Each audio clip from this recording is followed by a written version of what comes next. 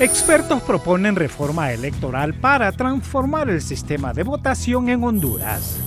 Daniel Ortega asegura que no habrá elecciones en Nicaragua y aumenta la incertidumbre política. 6 meses después, bajó la lupa los resultados de la relación entre Honduras y Estados Unidos. Gobierno asegura que las relaciones entre Honduras y El Salvador se mantienen en buenos términos pese a las ironías de Bukele. Medicina forense mantiene bajo investigación la muerte de Wallis Fuentes Aquino. 1.032 homicidios acumula el país durante la actual administración, según CEPOL. 4 hondureños y un salvadoreño mueren por sumersión en Ohio y 2 menores quedan huérfanos. Presidente electo de Colombia revela que Medellín será la sede principal del Escudo de las Américas. Desde Honduras para el mundo, este es su noticiero TN5 Estelar con Renato Álvarez y Luz Madrid.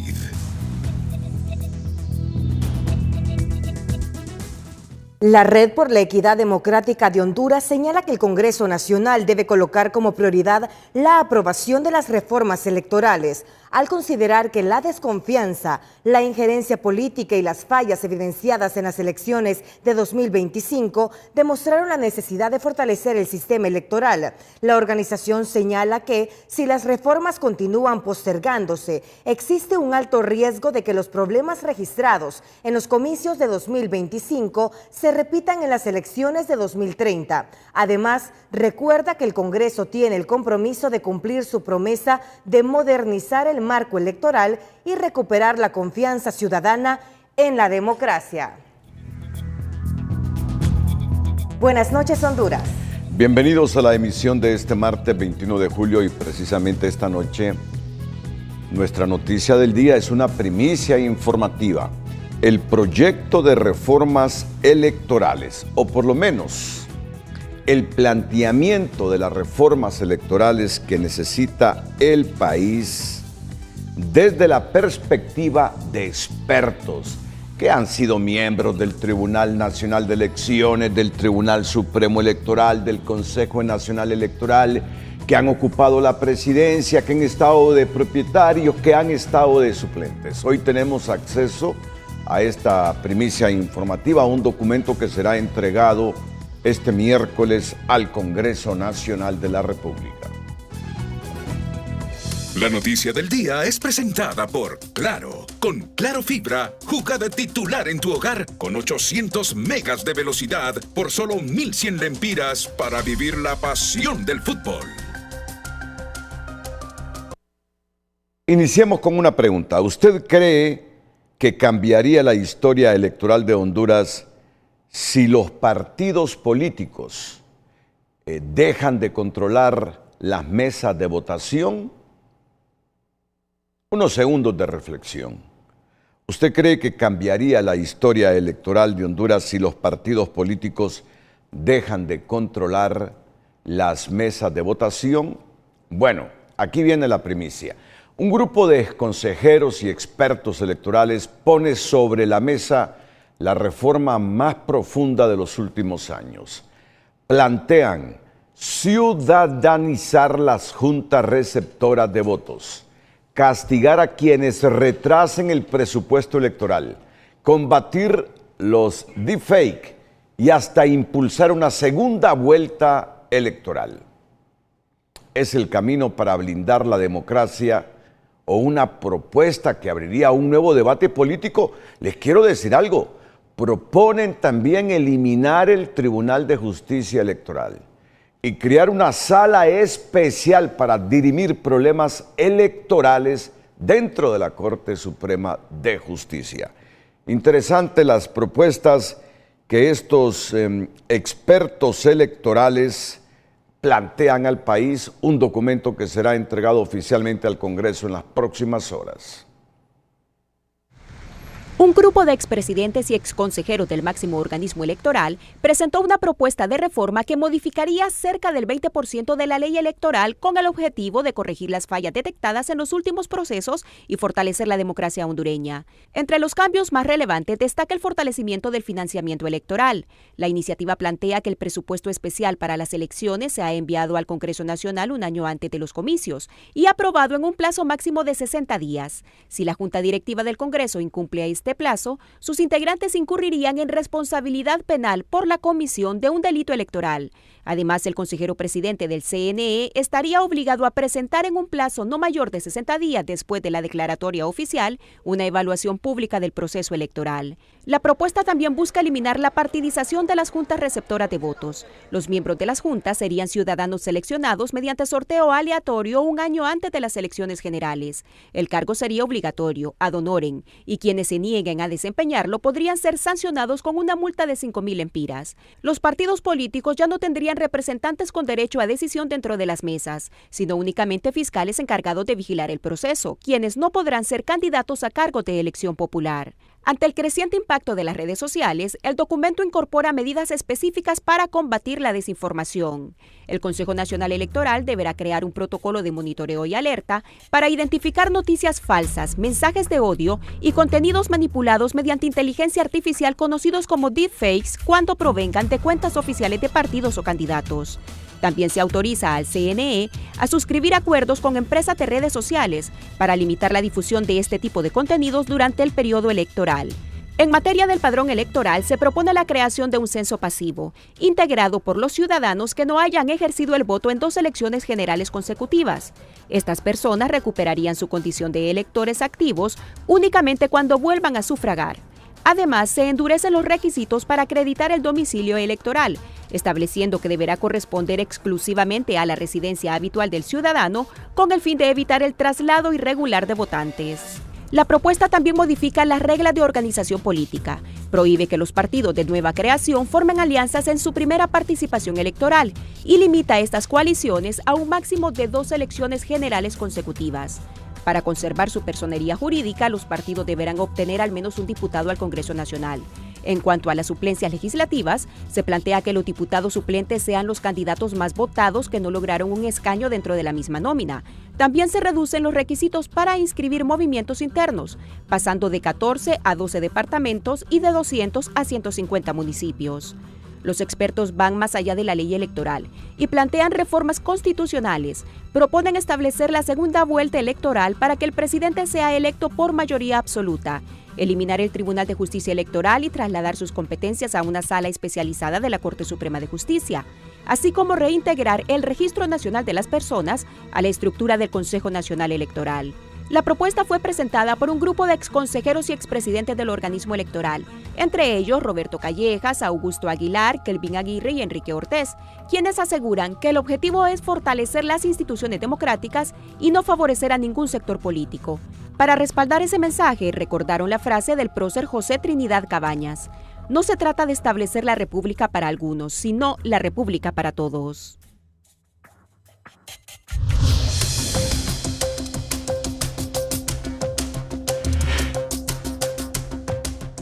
Voy a leer los expertos que han presentado esta propuesta o que van a presentar esta propuesta. Roberto Callejas, Augusto Aguilar, Jacobo Hernández, Mario Aguilar González, Enrique Ortiz, Kelvin Aguirre, Flavio Nájera, Germán Lobo, Denis Gómez. Ellos son los que han elaborado estas propuestas que se presentarán al Congreso. Saben ustedes que el Congreso nombró una comisión también para socializar, hacer consultas y preparar un proyecto de reformas. Lo importante es que este año no debe concluir sin que el país tenga las reformas electorales que necesita para que ya se terminen los traumas de cada 4 años, los traumas que paralizan la inversión, los traumas que desacreditan la democracia de Honduras. Esperemos realmente que con seriedad y después de la última experiencia electoral, los diputados sacrifiquen las ambiciones, los intereses, los cálculos personales, políticos, partidarios, para darnos por fin a los hondureños una ley electoral que nos garantice elecciones libres, transparentes, limpias, que nadie dude de ellas y que sea el fiel reflejo de la voluntad popular. Porque no queremos quedar como otros países, y ya sabrán por qué se los digo. En otra temática, tras el anuncio del régimen Ortega Murillo de secretario de cerrar la puerta a futuros procesos electorales, el secretario de Estado de Estados Unidos, Marco Rubio, advirtió que Washington no se quedará de manos cruzadas mientras la dictadura Ortega Murillo profundiza la represión en el país y fabrica inestabilidad que amenaza la seguridad nacional de Estados Unidos. Según Rubio, el compromiso de Ortega de abolir las elecciones en Nicaragua demuestra su cobardía y su miedo a la voluntad del pueblo centroamericano. Sin elecciones competitivas y bajo creciente presión internacional, el régimen de Daniel Ortega y Rosario Murillo entra en una nueva etapa. La advertencia de Washington y el cierre de los espacios democráticos alimentan las alertas sobre un mayor aislamiento de Nicaragua. Analistas consideran que el país podría enfrentar un escenario similar al de otros gobiernos señalados por Estados Unidos, como el de Venezuela. No volverán a haber elecciones. Daniel Ortega solo confirmó lo que todos sabían al despojarse de una máscara que apenas disimulaba su esencia dictatorial.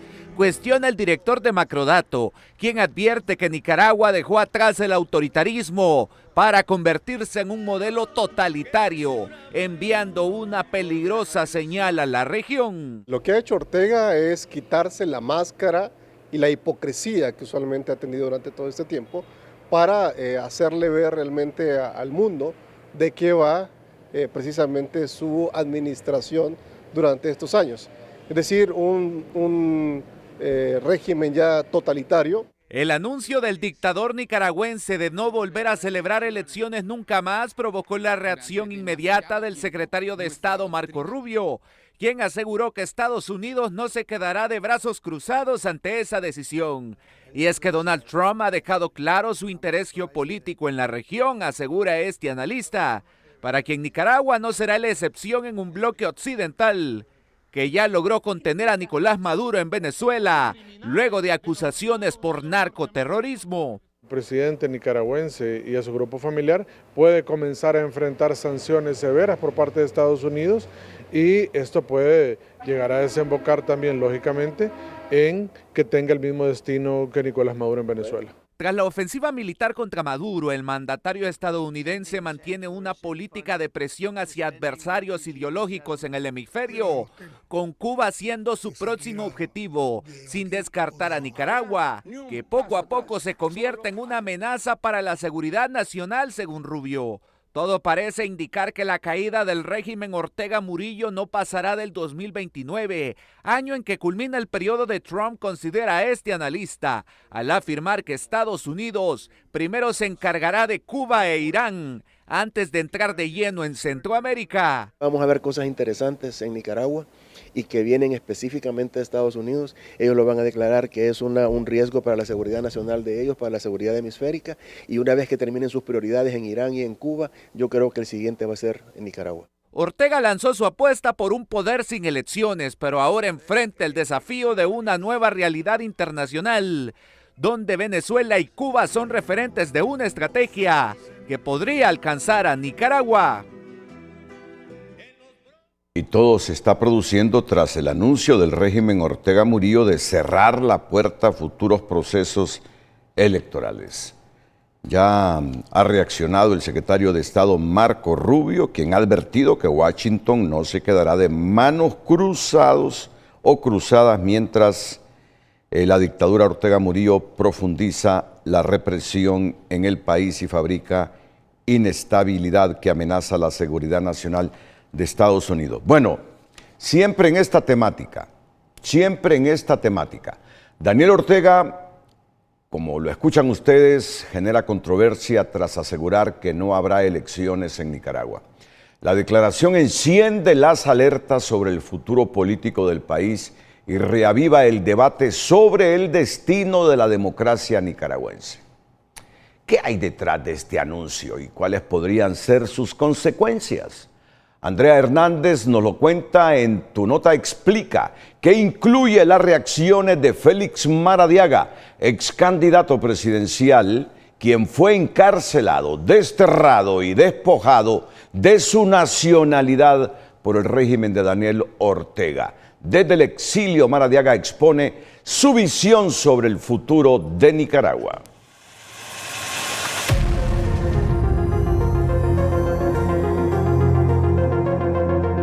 Hoy en Tu Nota Explica, Daniel Ortega vuelve a estar en el centro del debate tras una declaración donde cierra cualquier puerta a una transición de poder en Nicaragua. Nicaragua está en el centro de las alarmas democráticas. En una controversial declaración, el presidente Daniel Ortega asegura que en su país no habrá elecciones, argumentando que estos procesos son un instrumento de dominación imperialista. Veo que se olviden. Aquí no volverán a haber elecciones. No volverán a haber elecciones. Para que por ahí intenten ellos atrapar el gobierno, atrapar el poder. El mandatario, que ha permanecido en el poder los últimos 20 años, cierra así cualquier puerta a la alternancia. Por otro lado, en exclusiva para Tu Nota Explica, el ex candidato presidencial de oposición, Félix Maradiaga, expresa que Ortega tiene paranoia. Pero el mensaje es claro.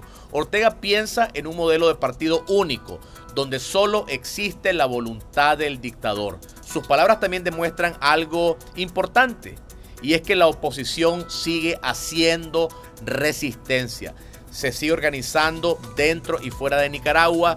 Y si no existiera oposición, Ortega no tendría semejante paranoia, no perseguiría, no encarcelaría y expulsaría a quienes piensan distinto, tampoco amenazaría con eliminar las elecciones. Ortega le teme a las urnas porque le teme al pueblo. Para el ex candidato presidencial, lo de Ortega y Murillo no es una demostración de fuerza, sino de miedo. Eso no fue una demostración de fuerza. Fue una confesión de miedo. Ortega sabe que no puede ganar una elección libre y ni siquiera confía en poder imponerse en una competencia imperfecta, aunque controla al Consejo Supremo Electoral, la policía, la Asamblea Nacional, los tribunales, es decir, todos los recursos del Estado. Todavía no sabemos si eliminará formalmente las elecciones o si conservará votaciones completamente manipuladas, acompañadas por pequeños partidos colaboradores como lo hizo antes. Los comicios estaban previstos para noviembre, pero hace año y medio una reforma constitucional amplió el mandato presidencial a 6 años, por lo que las elecciones deberían realizarse en 2027. Lo de Nicaragua no es un hecho aislado, es un espejo de la debilidad democrática en Centroamérica y un llamado de atención a Honduras por la gravedad del precedente que sienta. Para ampliar sobre esta y otras informaciones, los invito a seguir tunota.com en YouTube.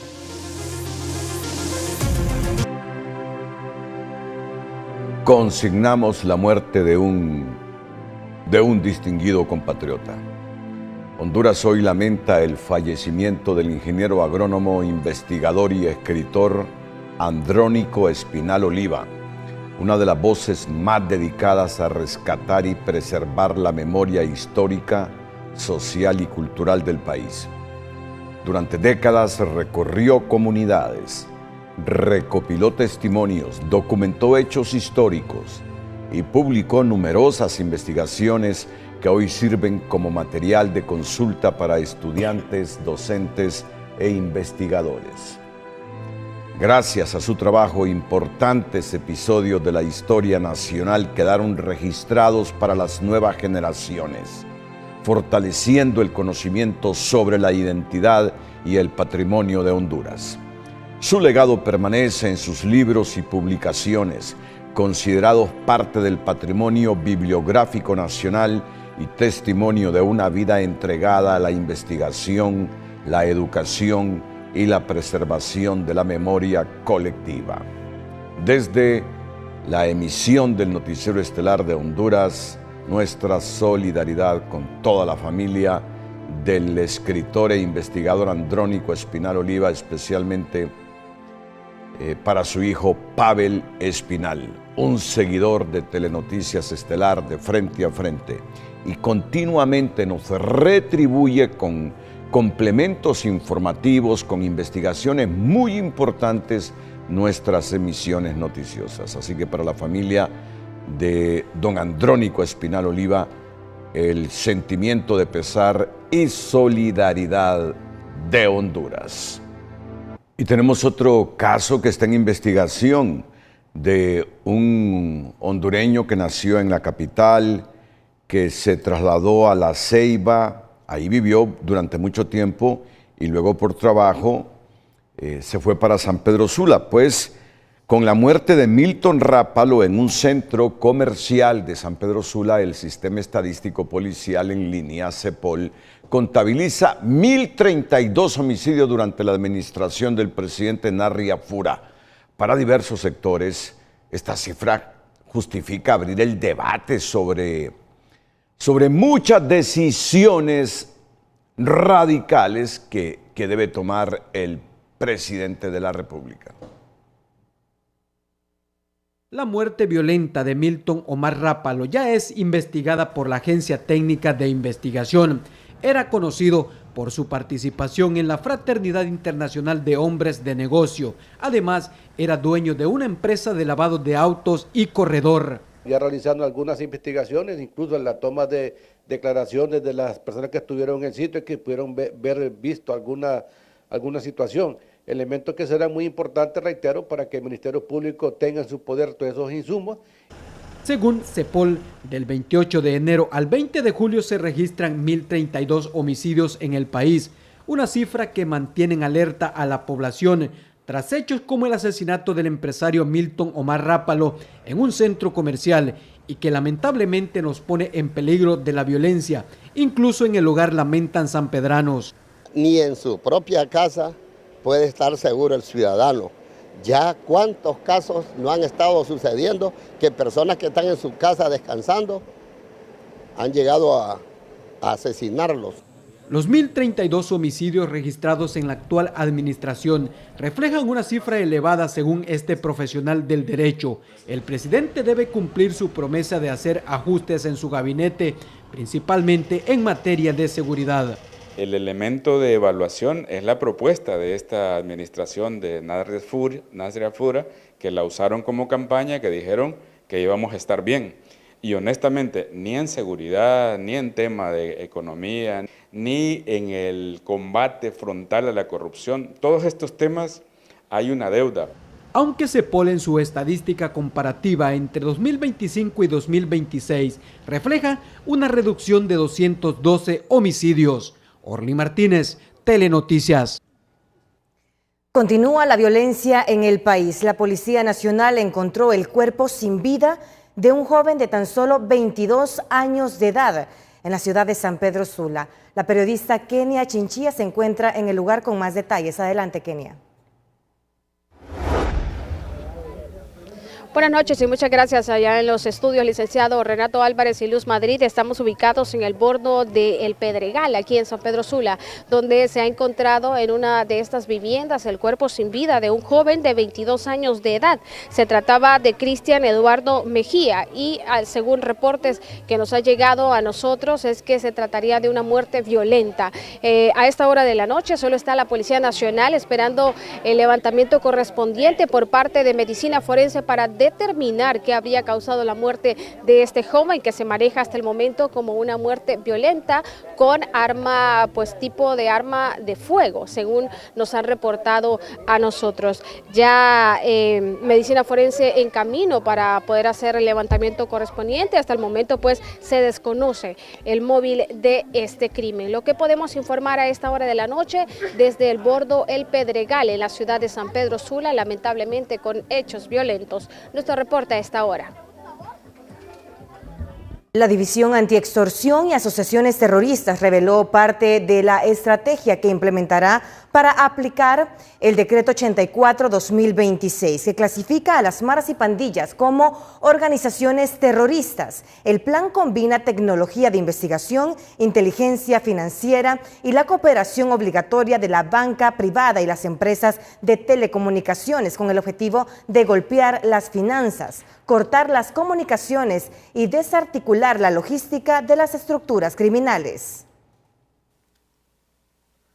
Para combatir las organizaciones terroristas, el gobierno exigirá a la banca y telecomunicaciones un registro biométrico ligado a la cuenta y número telefónico de cada ciudadano, mismos que serán integrados a una plataforma estatal de seguridad para detectar a los cabecillas y miembros de maras y pandillas. Se tenga un registro biométrico obligatorio en cuanto al tema de las personas que obtienen un número telefónico y lo que es la tarjeta SIM y también tiene que tener ese registro bien concertado y poder dar la información a la autoridad competente. Seguridad advirtió que amparados en el decreto 84-2026 detendrán a todo colaborador de organizaciones terroristas y para garantizar la capacidad de recepción en los centros penales se ejecutarán acciones de reducción del hacinamiento carcelario. Una vez que tengamos las condiciones de fortalecimiento institucional y de saneamiento del sistema penitenciario, vamos a perseguirlos por asociación terrorista. La instalación de equipo tecnológico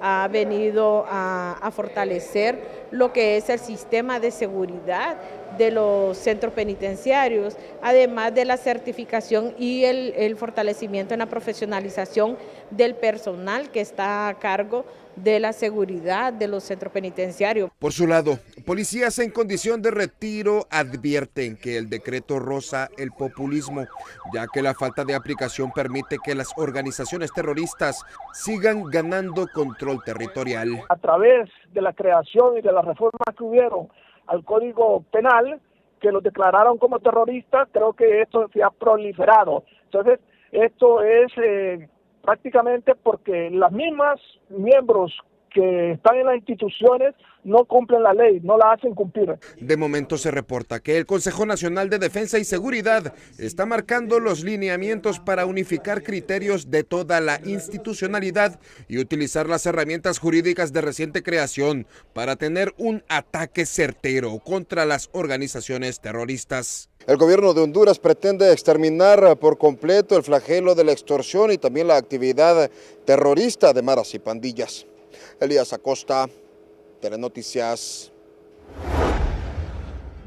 4 hondureños perdieron la vida ahogados en el río Scioto, en Ohio, Estados Unidos, luego de lanzarse al agua para intentar rescatar a un ciudadano salvadoreño que se estaba ahogando. Hasta el momento, la Cancillería ha identificado a 2 de las víctimas como José Mario Pineda Díaz, de 33 años, y su esposa Marina Soyapa Regalado Miranda, de 29, mientras avanzan los trámites de repatriación y la identificación oficial de la otra pareja de hondureños fallecidos. Bueno, esta tragedia que cobró la vida de 4 hondureños en Ohio no termina con la recuperación de los cuerpos. Ahora comienza el proceso de repatriación, mientras 2 niños que sobrevivieron al accidente permanecen bajo el cuidado de las autoridades estadounidenses hasta definir su reunificación con sus familiares. Lo que comenzó como un domingo familiar terminó en una tragedia. 4 hondureños murieron en un río en Ohio, Estados Unidos, después de lanzarse al agua para intentar rescatar a un ciudadano salvadoreño. Detrás de esa decisión quedaron 2 familias destrozadas y 2 niños que en cuestión de minutos perdieron a sus padres. Sí, nos han reportado de que es un río que eventualmente tiene crecidas altas y que esas condiciones influyeron para que estas personas perdieran el control y que lamentablemente fallecieran. Son 2 parejas, 2 señores que fueron con sus hijos a pasar un domingo en la tarde a ese lugar.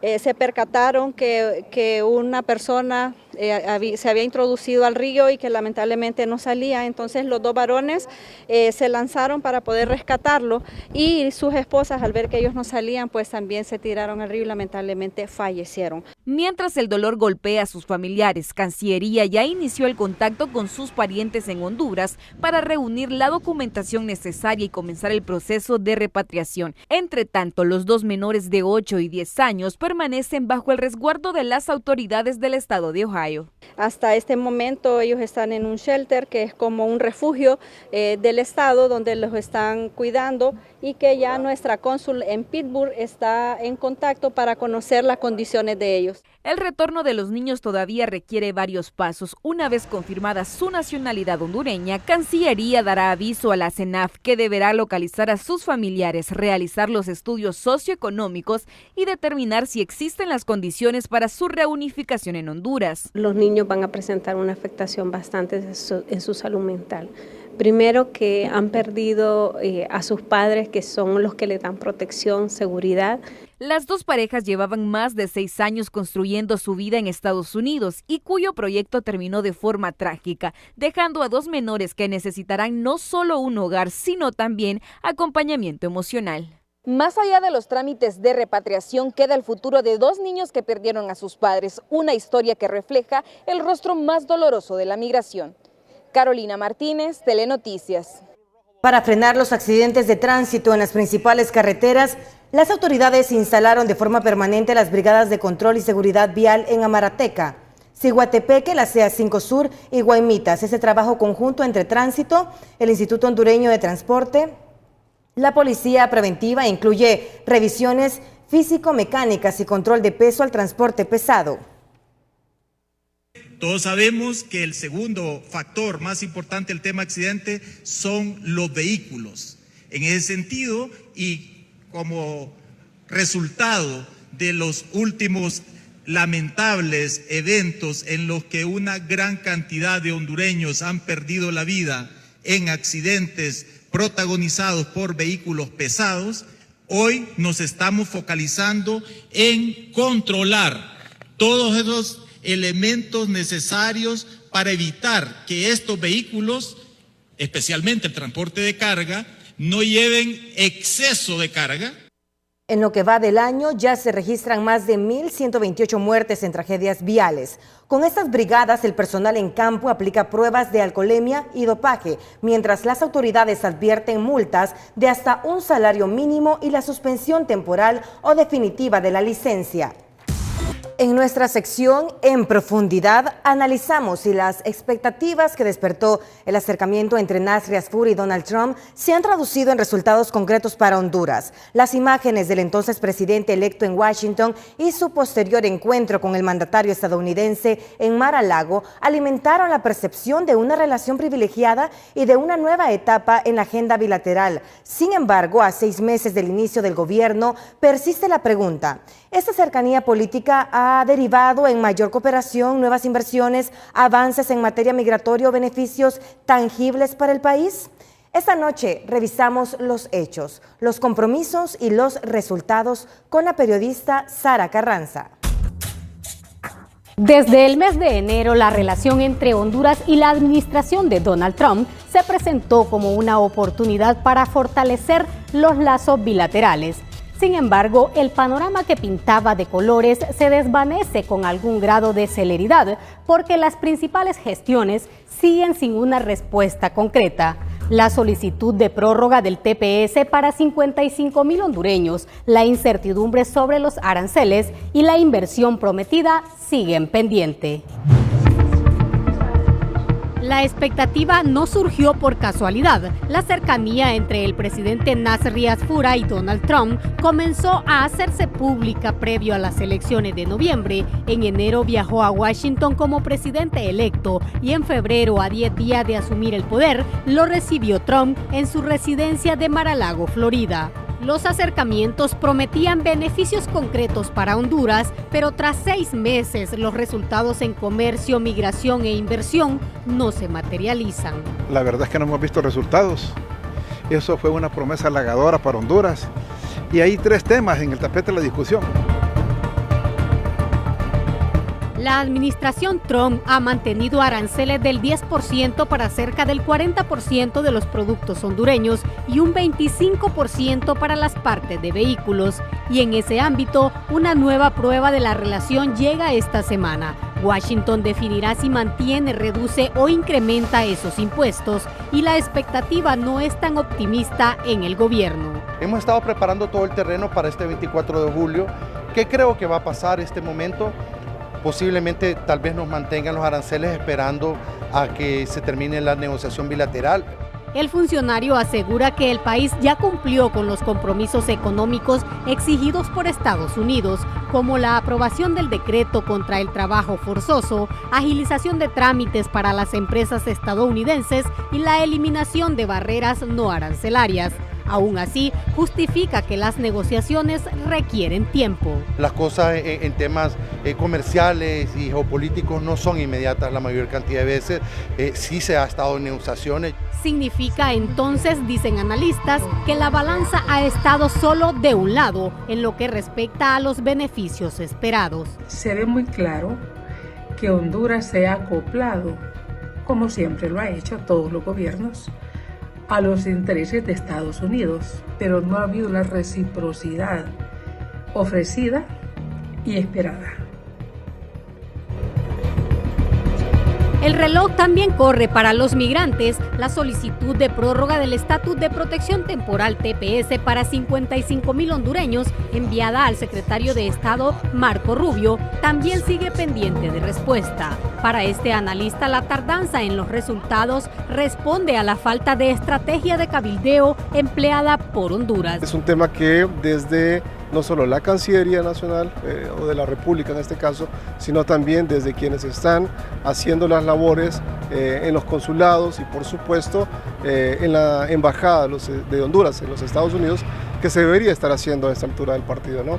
Según Calix, para enrumbar la relación, el gobierno está buscando lobistas extranjeros que devengan millones de dólares cuando en el país hay profesionales capaces. Sin necesidad de seguir contratando argentinos, hijos de argentinos, ¿no? O mexicanos que están allá, cuando hay hondureños que también lo podrían hacer perfectamente.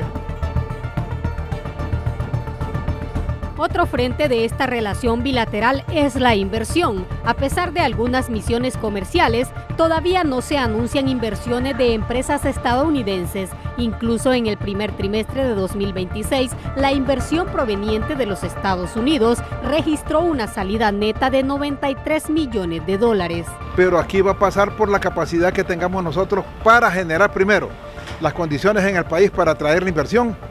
Hablamos de un clima de negocio propicio, de disminuir el riesgo país y sobre todo de generar las condiciones para que venga. En el gobierno aseguran que han dado los pasos concretos para fortalecer la relación con Estados Unidos y confían en que esos esfuerzos darán resultados.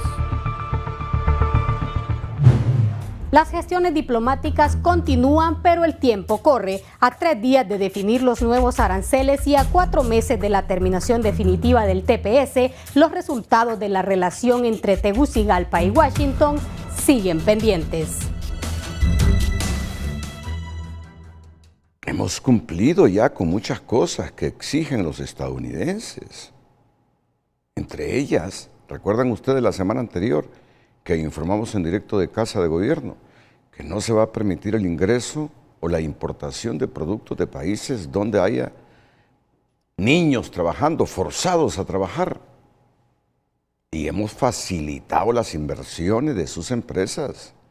Algo a cambio necesita Honduras en esta relación supuestamente afectiva entre nuestros dos gobernantes, el presidente Afura y el presidente Donald Trump.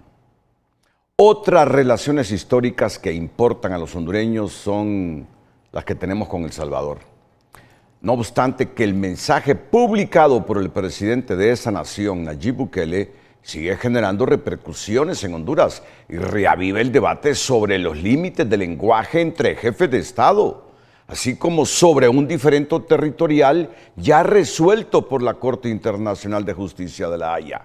Mientras analistas cuestionan el tono empleado por el mandatario salvadoreño, el gobierno hondureño asegura que la relación bilateral se mantiene en buenos términos con El Salvador. Es que yo entendería si alguien estuviera cuidando algo. Si me dijeran, no, mire, Las declaraciones del presidente de El Salvador, Nayib Bukele, siguen generando reacciones por el calificativo de tonto que en Honduras se interpreta va dirigido al presidente Nasrias Fura. Para este especialista, sus expresiones constituyen una falta de respeto, no solo para el jefe de Estado hondureño, sino también para todo el país. Pienso yo que es una falta al respeto, no solamente al presidente, sino al primer ciudadano de una nación y por ende es a toda la sociedad hondureña. Pienso yo que el presidente Nayib Bukele debe de mesurarse. Bukele también ironizó sobre Punta Conejo al llamarla una piedra donde no vive nadie y no produce nada, reavivando el histórico diferendo con Honduras por ese territorio. Pese a ello, las autoridades descartan que sus declaraciones afecten las relaciones bilaterales y aseguran que ambos gobiernos mantienen una buena relación. No hay ningún problema, hay buena relación con el embajador nuestro en El Salvador, ha estado retroalimentando de todas las conversaciones, que no tenemos por qué tener algún tema que nos vaya a dividir como naciones. Yo solo le puedo decir algo, Conejo pertenece a Honduras y esa es mi respuesta. Pero para este diplomático las posturas del mandatario salvadoreño no dejan de ser una afrenta por un tema dirimido desde hace décadas por la Corte Internacional de Justicia de La Haya. Es el que está creando esta situación de un conflicto donde no hay conflicto, porque esto es algo que ya está resuelto jurídicamente, pero él no entiende que la jurisprudencia está por encima de sus intereses personales del país, nacionales e internacionales de El Salvador. Por su parte, el jefe del Estado Mayor Conjunto coincidió con Bukele en que la prioridad es combatir el narcotráfico en el Golfo, para lo cual, aseguró, mantienen una coordinación permanente con los militares salvadoreños. En la parte militar tenemos un buen acercamiento con las Fuerzas Armadas de El Salvador, realizamos patrullajes en conjunto, estamos de frente contra el crimen organizado transnacional. Pienso yo que en vez de estar hablando de esos temas, debemos de estar enfocados en temas que son de mayor importancia. Las palabras pueden abrir nuevos debates, pero también profundizar viejas diferencias. Por ello, los especialistas insisten en que la soberanía y los límites territoriales no deben defenderse en las redes sociales, sino en los espacios diplomáticos y bajo el marco del derecho internacional. Gabriela Lobo, Telenoticias. Pero qué expresión la de Bukele, luego de que Nasrias Fura fue a ejercer la soberanía a Punta Conejo recientemente, dice, solo un tonto pensaría que atacaríamos a un pueblo hermano por una piedra donde no vive nadie y que no produce nada. Que olvide Punta Conejo, Honduras, y verán ustedes lo que aprovecha El Salvador ahí en Punta Conejo. Es un problema resuelto, dirimido en la Corte Internacional de La Haya. Si la idea de Nicaragua y El Salvador hace unos años era evitar que Honduras tuviese salida al Océano Pacífico, luego de que Ortega con todo y su gobierno dictatorial firmara un tratado ahí con Juan Orlando Hernández, reconociendo que Nicaragua tenía frontera con Honduras en el Golfo de Fonseca, se quedó solo Bukele con este tipo de expresiones. Hay que poner en su sitio a Bukele. Solo un tonto pensaría que atacaríamos a un pueblo hermano por una piedra donde no vive nadie y que no produce nada. Igual la droga no la dejaremos pasar. Si la incautamos a miles de kilómetros, también la incautaremos en el Golfo de Fonseca. Será el tema de Frente a Frente este miércoles a partir de las 7 de la mañana aquí en Canal 5.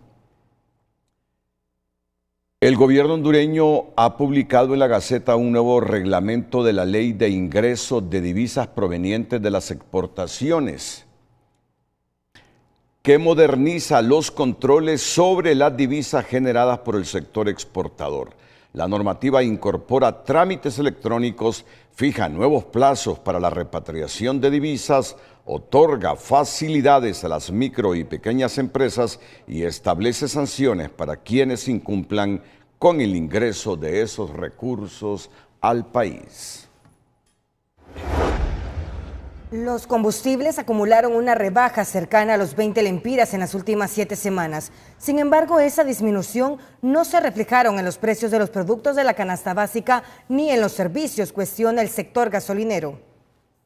Sí, resentimos el hecho de que después de 7 reducciones no se hayan visto reflejadas en los servicios y en los precios de la canasta básica. Estamos hablando entre 15 y 20 lempiras. Eso no se vio.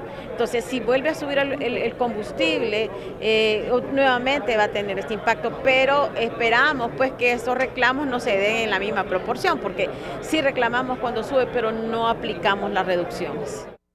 Desde el sector gasolinero advierten que las tensiones en el estrecho de Hormuz continúan presionando el mercado internacional y que ahora se suma la inestabilidad en el Mar Rojo, una ruta clave para el transporte de petróleo desde Arabia Saudita, por lo que no descartan que las alzas en los combustibles sean más altas en los próximos días.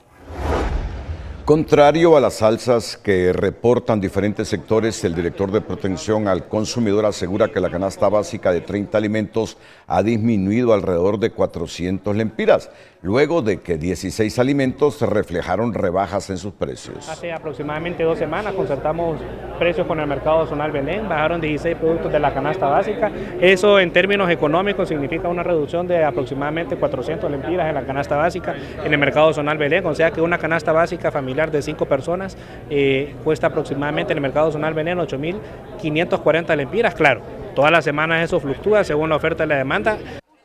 El funcionario es del criterio que la inflación en alimentos es baja, ya que se ubica en 2.4%, muy inferior al 5.83% de la inflación general, una aseveración que economistas consideran errónea, ya que los alimentos es el rubro que mayor peso tiene en el costo de vida en el país. La Secretaría de Desarrollo Económico ha dado un paso fundamental hacia la modernización con el lanzamiento de una plataforma para que los consumidores puedan hacer sus denuncias en línea. Cualquier tipo de denuncia en donde sienta que sus derechos han sido vulnerados, puede ser una publicidad engañosa, puede ser una propina que no autorizó, puede ser un producto que no recibió, es decir, todas las denuncias en donde el ciudadano, el consumidor se sienta afectado, puede ser realizada a través de esta plataforma digital.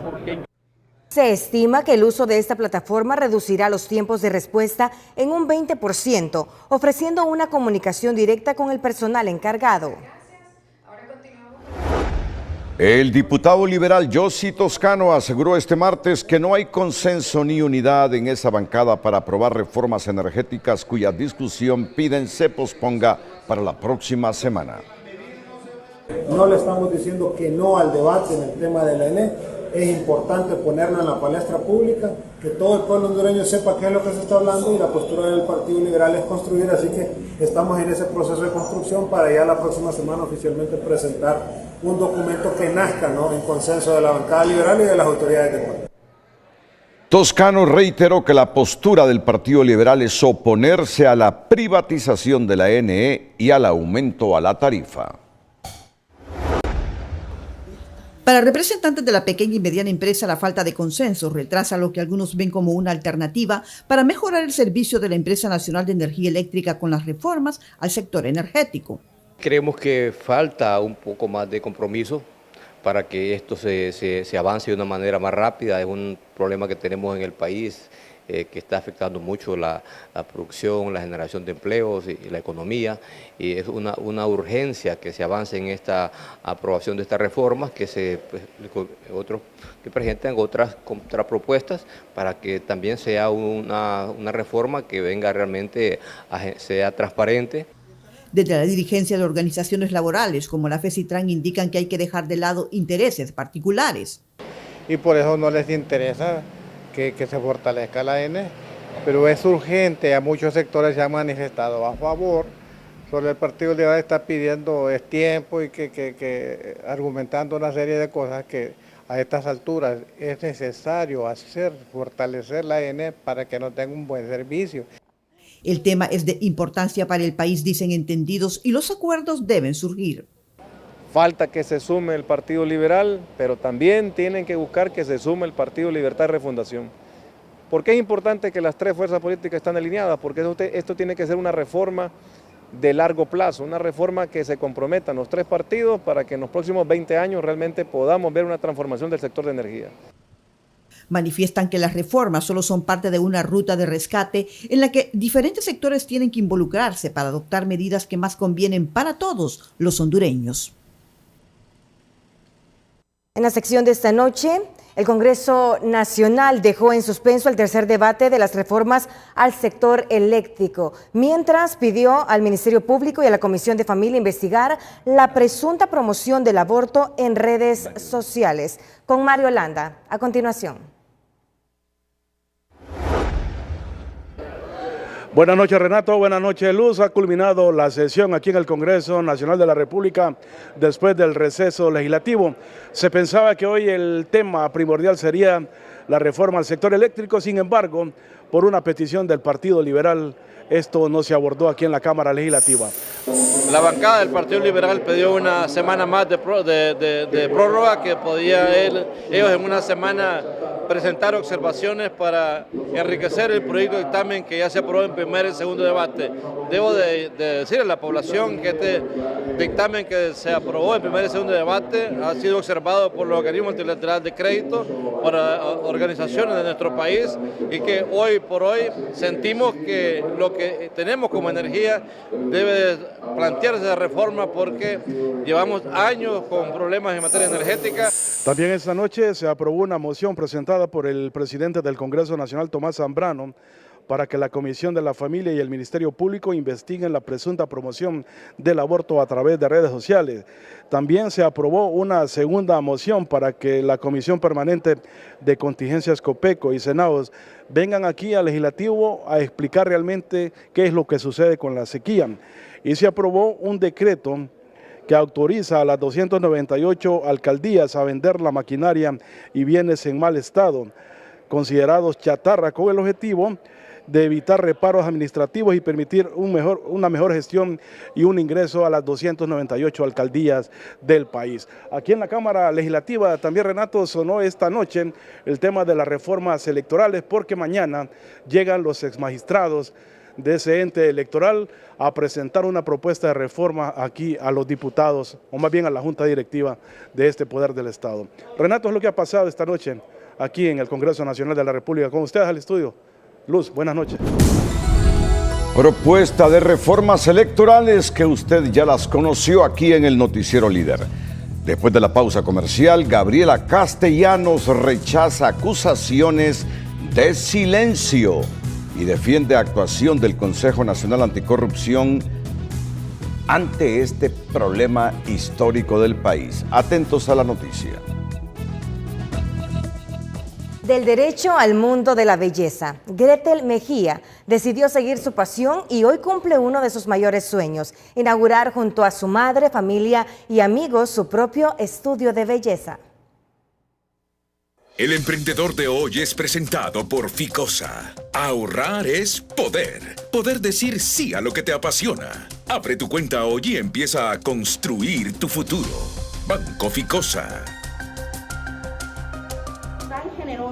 Ella es Gretel Mejía, una joven abogada intibucana que con su valor y determinación decidió ir más allá y combinar sus logros entre las leyes y la belleza. Y junto a su familia y amistades hoy cumple uno de sus más grandes sueños: inaugurar su propio estudio de maquillaje. Es un make-up studio, es un estudio especialmente de maquillaje y también vamos a contar con el servicio de peinado. Decidí hacerlo de esta manera porque sí quería que fuese algo increíble, en donde todas las clientas que vengan se sientan totalmente amadas y encantadas con el servicio que yo les brindo. Ella es la pequeña niña que un día, al llegar su tía, abría la cartera y jugaba con los artículos de maquillaje. Para ella, ahí nació la inspiración, y con el apoyo incondicional de su madre y amigos, se convierte en un gran ejemplo de que todo lo que se quiere en la vida se puede lograr. Para mí es una gran inspiración para todas aquellas niñas que pues hoy soñamos con poder ingresar en este rubro que es tan bello como lo es el maquillaje, y pues es una inspiración. Marcando un precedente para muchas otras jóvenes que tal vez están pensando en emprender, en seguir un sueño. Gretel está demostrando que esto es posible. Su historia nos demuestra determinación y empeño. Actualmente cursa una maestría en Derecho Empresarial. en su nuevo estudio brindará servicios de maquillaje y peinados con productos de lujo y tiene como meta expandirse y seguir creciendo. Desde el Llano de la Virgen, en el departamento de Intibucá, Henry Fiallos, Telenoticias. La directora ejecutiva del CNA, Gabriela Castellanos, rechazó este martes los señalamientos de que esta organización anticorrupción guarda silencio frente a la actual administración, al asegurar que se trata de una narrativa impulsada por ciertos periodistas. Esa es la narrativa de muchos periodistas, de varios periodistas. No ha habido silencio. No vendamos a la audiencia cosas que no son de CNA. Porque se dicen muchas cosas, pero yo le puedo decir a los que nos están escuchando, nos están viendo, vean cuál es la historia y el comportamiento del CNA. ¿Ha alcanzado credibilidad? No porque unos sí y otros no. Lo que nosotros podamos probar, lo vamos a denunciar. Castellanos se remitió a sus actuaciones en el tiempo donde el CNA ha impulsado decenas de líneas de investigación. Como parte de un ejercicio de rendición de cuentas mediante la solicitud PRSD 644-2026, Telenoticias requirió a través de la plataforma Cielo del Instituto de Acceso a la Información Pública los informes de ejecución presupuestaria mensual de Casa Presidencial. La respuesta fue remitirlos al portal, pero al verificarlo, la información está incompleta y sin actualizarse. Una omisión injustificable, asegura la comisionada Lucy Hernández. Ya la ley nos manda a que la información, el acceso a la información es una ley. Entonces, y la ciudadanía tiene el derecho al acceso a la información, debe conocer todas las finanzas del Estado. A esto se suman los señalamientos contra los entes fiscalizadores, como el Tribunal Superior de Cuentas, calificado como un elefante blanco por sus críticos y su limitada capacidad de acción, pero el denominador común es que la rendición de cuentas sigue siendo un símbolo de fragilidad institucional en Honduras. Entre promesas pendientes y vacíos institucionales, la transparencia sigue siendo uno de los principales retos del Estado. El nombramiento del nuevo comisionado presidencial continúa sin concretarse, mientras organizaciones anticorrupción preparan una propuesta nacional para fortalecer la prevención y el combate a la corrupción. La lucha anticorrupción en Honduras parece una batalla cuesta arriba. Mientras los últimos rastros de la MASI se desvanecen en el recuerdo, las promesas del Ejecutivo y el Legislativo para combatir la impunidad siguen en papel, sin voluntad ni tan siquiera para publicar todos los informes del primer semestre en los portales de transparencia. Hay que condenarlo y hay que decirle, la transparencia no solamente se dice, y el Congreso se declaró como Congreso abierto hace unas semanas. Si no se publica es por algo, entonces el que nada debe, nada teme. Hace 5 meses el Ejecutivo eliminó la Secretaría de Transparencia y la sustituyó por la Estrategia Nacional de Transparencia y Lucha contra la Corrupción 2026-2030 mediante el PCM 011-2026 que faculta al presidente a nombrar un comisionado. Hasta la fecha se desconoce quién ocupará el cargo y cuáles serán sus líneas de acción. Entre más difusa sea la ruta anticorrupción, muchas menos probabilidades habrán de que el Estado de Honduras avance en materia de transparencia. Y eso tiene que decirse con ese nivel de claridad.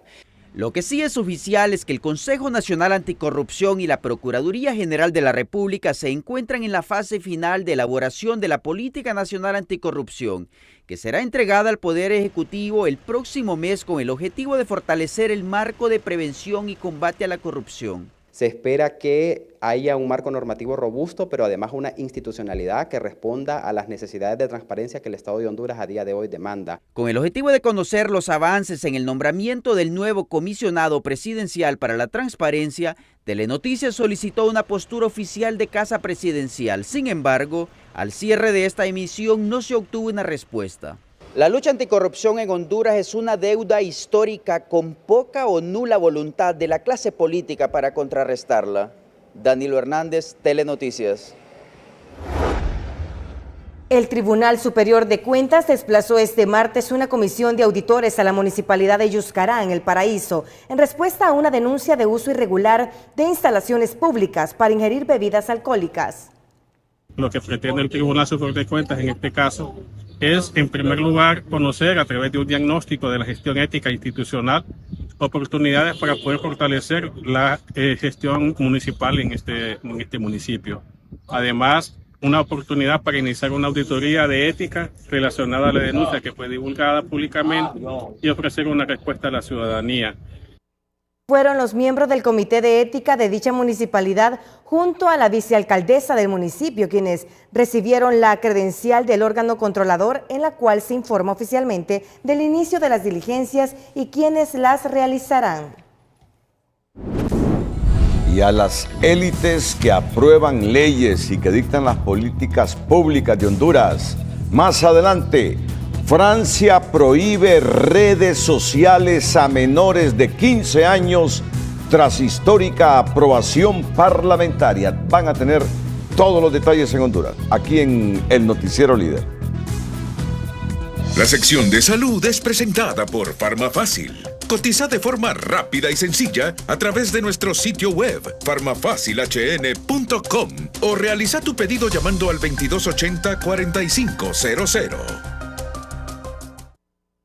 A casi un mes de su lanzamiento, las unidades médicas de atención comunitaria alcanzaron más de 16.900 atenciones gratuitas en su primera fase en zonas de Lempira Cortés y Francisco Morazán. Este proyecto móvil, que ahora lleva desde consultas básicas hasta estudios especializados como mamografías, radiografías y exámenes de laboratorio a zonas rurales para evitar costosos traslados y tiempos de espera a los pacientes, inicia ahora su segundo recorrido en los municipios de La Lima, Tambla y La Libertad.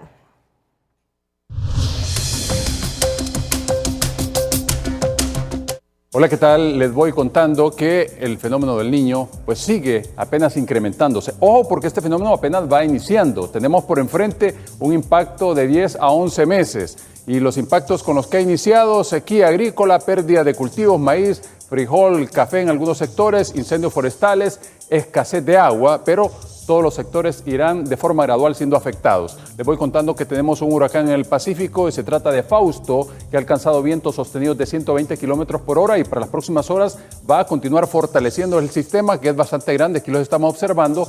Por ahora, pues las marejadas ciclónicas estarán afectando Baja California Sur y la tormenta tropical Berta, muy cerca de la costa de Estados Unidos y siguiendo este movimiento con vientos sostenidos de 95 kilómetros por hora. Por la proximidad a la costa es que no se ha fortalecido aún más.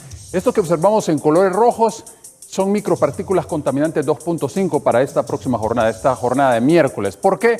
Por esta cantidad de polvo del Sahara que nos visita este miércoles y que estará gravitando durante toda la jornada en el territorio nacional, mientras una onda tropical está saliendo ya del territorio hondureño. Ha dejado algunos chubascos dispersos, principalmente en zonas del oriente. Sin embargo, el sistema ya sale y nos quedamos con una condición seca y apenas la posibilidad de algunos chubascos muy discretos con el remanente del fenómeno a la salida en zonas fronterizas con El Salvador y Guatemala. En el resto, la condición, repito, seca, mientras el oleaje a 3 metros, principalmente hacia horas de la noche al norte de Cortés, y las temperaturas pues todas por encima de los 30 grados para esta jornada de miércoles. Tomen en cuenta este pronóstico y cuídense mucho, siempre le queremos como televidente y no como noticia.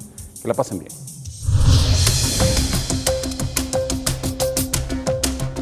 Llegamos al final del noticiero. Feliz noche.